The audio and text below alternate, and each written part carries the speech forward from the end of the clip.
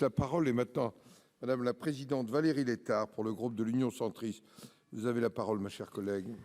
Merci Monsieur le Président, Mesdames, Messieurs les ministres, mes chers collègues. Ma question s'adresse à Madame Amélie de Montchalin, secrétaire d'État chargée des Affaires européennes. Déjà affaiblie par le Brexit avant l'éclatement de la crise sanitaire, l'Union européenne peut-elle être aujourd'hui une victime collatérale du Covid-19 ? Alors que nous avons plus que jamais besoin de l'Union européenne, les problèmes européens semblent devant nous. Intransigeance des pays du Nord pour une solidarité européenne davantage intégrée. Choix américain des Allemands pour l'application de tracing qui laisse la France bien seule sur la scène européenne avec son stop Covid. Fermeture des frontières, restriction de circulation des biens et des personnes. Les impacts de la crise sanitaire sont très nombreux et touchent beaucoup d'aspects de notre quotidien.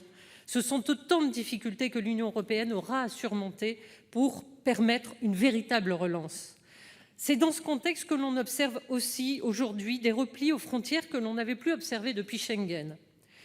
Comme me l'a indiqué mon collègue Claude Kern, mais aussi tous mes collègues frontaliers, de nombreux points de passage vers l'Allemagne ont été fermés. Des Alsaciens travaillant en Allemagne doivent attendre des heures aux postes frontières pour des contrôles administratifs et policiers tatillons, générant des tensions de part et d'autre de la frontière.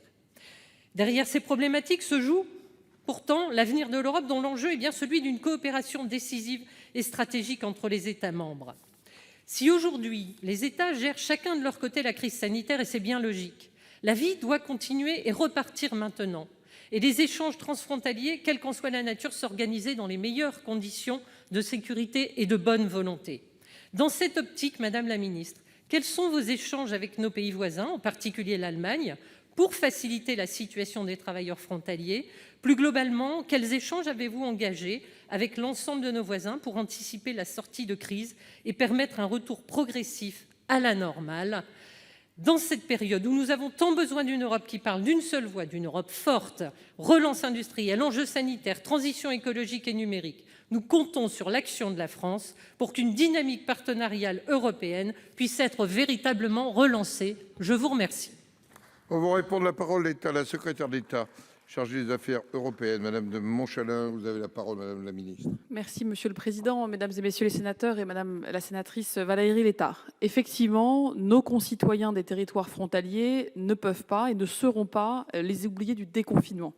La frontière qui était pour eux invisible est subitement réapparue avec cette crise et je sais le désarroi et la souffrance que cela a pu générer. Je pense à ces parents séparés qui ne peuvent pas aller voir leurs enfants de l'autre côté de la frontière, de ces apprentis qui ne peuvent plus aller travailler dans les entreprises allemandes, de ces familles qui ne peuvent plus aller rendre visite à leurs proches dans les hôpitaux de l'autre côté. Alors Madame la sénatrice, il n'y a pas eu de fermeture complète des frontières, il ne doit pas y en avoir. C'est l'objectif bien sûr au plan franco-allemand et du président de la République et de la chancelière, et Jean-Yves Le Drian l'a redit très récemment à ECOMAS, son homologue. Au plan local, je tiens vraiment à le saluer ici, la mise en œuvre d'une coopération quotidienne entre les 3 Länder frontaliers allemands et la région Grand Est, cette grande région aussi qui associe la Belgique, le Luxembourg, l'Allemagne et la France au niveau local qui fonctionne très activement. Au niveau national, nous avons travaillé avec Muriel Pénicaud, Bruno Le Maire, Gérald Darmanin, à vraiment garantir pour les travailleurs frontaliers les mêmes droits que les autres salariés et à neutraliser les effets de la crise sur le régime social et fiscal. Français et Allemands, nous partageons maintenant avec les autres pays voisins un même objectif. Nous donner les moyens d'une reprise de la vie économique et quotidienne tout en garantissant un haut niveau de sécurité sanitaire. Sécurité sanitaire qui peut imposer encore pendant quelques temps des contrôles proportionnés et réciproques. Et ces derniers jours, j'ai pu réunir avec mon homologue allemand tous les acteurs de la coopération transfrontalière pour identifier les points précis de difficulté. Et nous travaillons sous l'autorité du Premier ministre avec Laurent Nunez à les résoudre. Cette même consultation, je l'amène avec les élus locaux proches du Luxembourg, de la Suisse, de l'Italie. Alors, cette coopération frontalière, vous l'avez dit, a valeur d'exemple dans notre coordination européenne dans son ensemble. Et la France et l'Allemagne ont une responsabilité partagée dans cette relance, être le moteur du consensus européen aujourd'hui pour la reprise économique, mais également demain pour renforcer notre autonomie stratégique européenne, clé, comme vous l'avez dit, face à cette crise dont nous devons sortir ensemble et debout. Merci.